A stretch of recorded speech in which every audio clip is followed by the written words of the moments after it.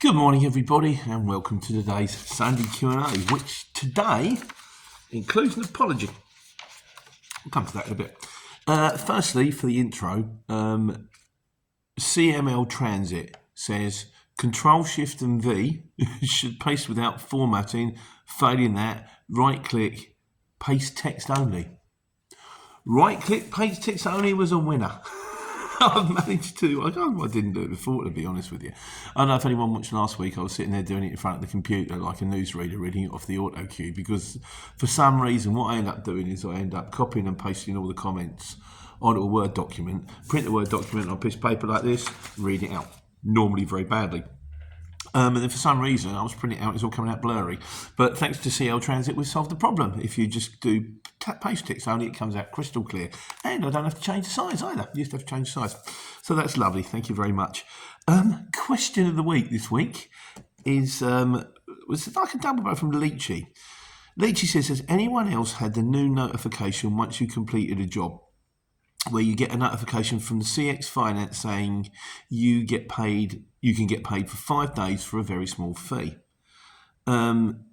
He also goes on, he said, here's one I haven't heard before. Last week I did a job and the shipper contacted me saying he could pay my invoice the next day if I took a 10% deduction from my invoice.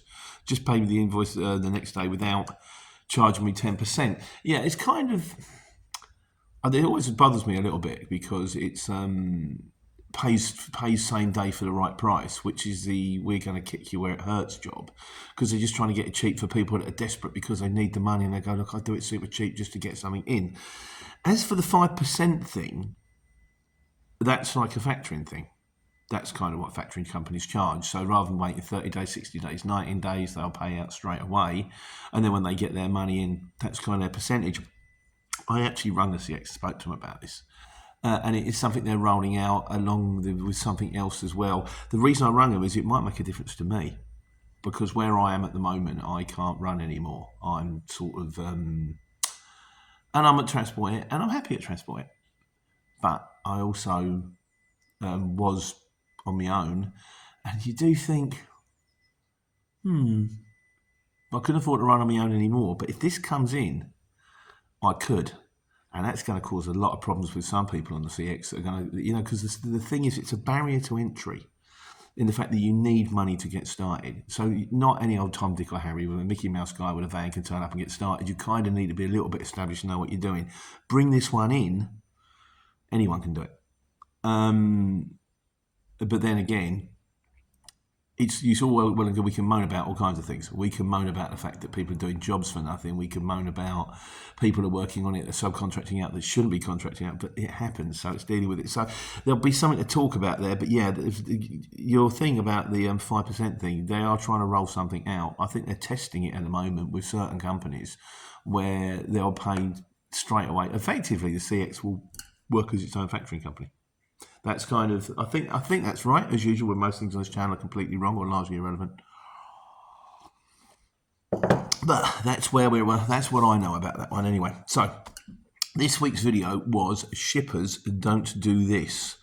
This is where they cancel jobs off, so you put a bid in, so I'm going to go, because often I'll put a bid in heavy and I'll go, right, I'll put a bid in for like say 200 quid and I'm getting closer to tipping, or the guy's getting closer to tipping and think I really want that one, I'll drop it now. But if I put a bid in at 200 quid and they reject it, I can't rebid on it.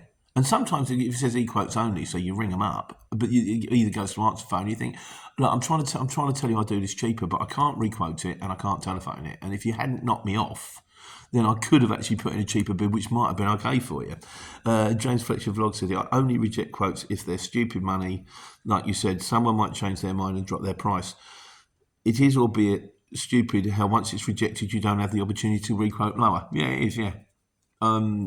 I'd just say don't reject it. Laugh at it. Look at it on your screen and go, there's always one, isn't there? This guy is quoted £1,000 for going from Luton to Milton Keynes. Have a little giggle. If you're in the office, you can start a board up. Brian the Courier's quoted again. Cuckoo Lamb Brian, that kind of thing. But don't reject it, because one day they might come in and you go, oh, hang on, let's just change that. Simon Bishop says the idea that you can just leave a quote on there is just asked, what was that? That was a cat. What do you tell your customer? You either quote them or go somewhere else within 10-20 minutes. It's cutthroat out there. Get your quote in. If it's no good, move on, or they'll contact you to see if you're still free and honour the quote. Simples. As for quoting the customer, this happens a lot. That's another video, actually, when the same quote appears 3 times. We'll go on to that. I was talking to my mate, Pete from Fleet Transport, and he's got it with one of his customers at the moment. I like Pete, he's a nice guy. Pete, if you're watching, hello. There you go. But yeah, sort of, it happens a lot of the time where the customer will ring up and they'll say, okay, I won't have it with ours. How much is it going to cost to send a lorry to Norwich tomorrow? And I'll go, give me 20 minutes, I'll get back to you. I post it. I get 3 or 4 quotes in and go, you get an idea, well, because you might ring one, you might tell your customer, this is how much it is. Okay, lovely. Go ahead, and the guy says, no, I'm booked now. I've got to do the next one, I've got to do the next one. So you give you a rough idea, book one of them. So that's kind of, it's frustrating, but that's the way it is. Again, and in the world, you kind of think, I know how much that's going to be, and I've got a rough idea how much it's going to be, but I went wrong with a job once where I had one of my lorries booked on it, then one of our lorries had to do our job, and I had to cover a job coming out of Haverhill. So I posted the job on Friday afternoon, and I had until Monday morning to get it covered. I didn't get a single quote on a lorry coming out of Haverhill. I mean, it's not Skegness, is it? It's not, I don't know, Bangor. It's Haverhill. It's just west of east of Cambridge, but couldn't do it. Not at any price. So there you go. Boots. And here comes the apology. Shane Hardy says, Pete, proving that he can make a video about anything and we will watch. Yeah, that was nonsense. I have absolutely no. I think because I did a video on the Timberland Pros, the Boondocks. They were great boots. Then I did a video on the Timberland Pros because it's kind of pertinent, PPE and that kind of stuff. And I did look at them and they were a bit tatty. And I thought, I wonder if you can clean these. Sometimes, however, just because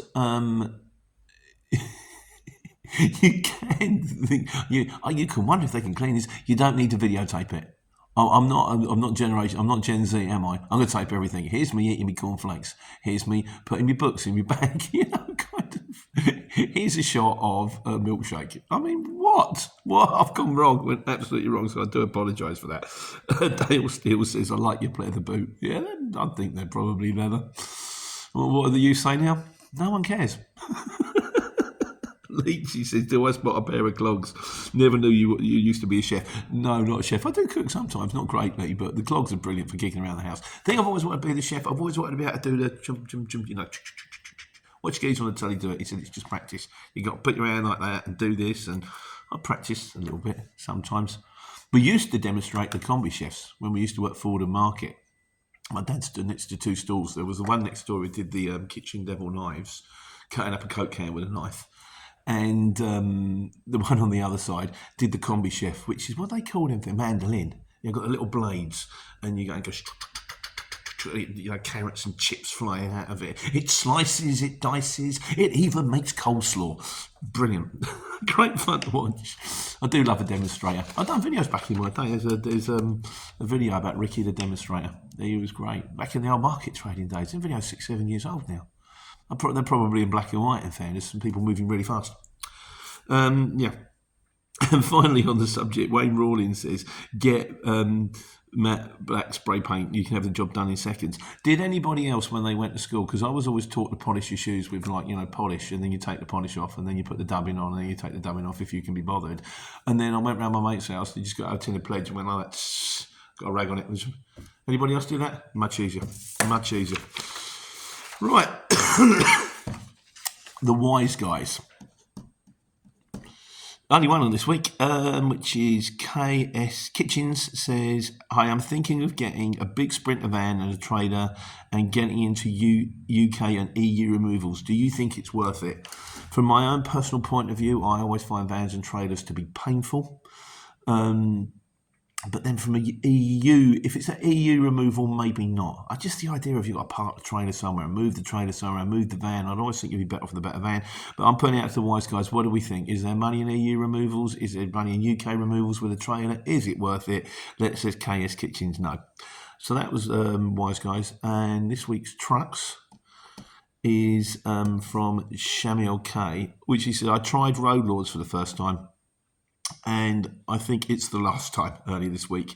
It tried to take me down 2 weight restrictions. And I ended up with a very stressful long day rerouting myself. I'm a new driver and I don't need the extra stress of wondering where this thing is going to take me. Road Laws gets a thumbs down from me. It's not perfect. None of them are perfect. All the ones I've tried, even the advanced ones, will still end up taking me down weight restrictions and width restrictions.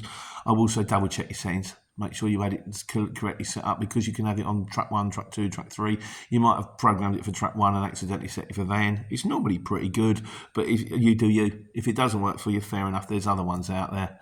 I like it because it's cheap. It's free. All the others you have to pay for. And like I say, to be honest with you, 90% of the time I use Waze, and I just check the route with Waze. And if it's got A roads and B roads and not too many, I don't even bother putting it on. Although I have come unstuck with like bridges and stuff like that, because, but then again, I can't. Can you trust road lords on the bridges? So you do you. Hence us mostert. Probably got that wrong. Sorry about that. I put this one in trucks, and he's just because we haven't got miscellaneous this week, and he said regarding the AdBlue, just put water and wee in it. Yeah, no, don't do that. That's a very, very bad idea. You'll blow your engine up. Honestly, AdBlue is a bit of a nonce, and it's an expense you don't need, but at the same time, new engines are really, really expensive, so just do the extra bit of dough. It's just not worth the grief. And in conclusion, this week, Paul Oldfield says, he says, hi Pete, thanks for your insights into the game. As for a non-Euro 6 van question, I look forward to your thoughts on the matter. You won't have to look forward very much, mate. It's coming out on Tuesday. I've done it for you. So that's it. Another Sunday Q&A. Obviously, there's the video coming out on Euro 6 vans this week, along with some other videos of me cleaning my teeth and folding up the towels in the bathroom, because clearly I've gone so wrong that I think I can tape anything. No, not really. I think this week's one is Life on the Road video. Got a few of them. So I've got a few of them backed up, actually. I think I've actually got enough. I've made so many recently, I've got enough to see me through to June. But because it takes a while to edit them, like, you know, so I'll try and get ahead. But anyway, they're all coming out, all relatively fresh, and all examples of me taking care and taking money. Till next week. Bye, there you go.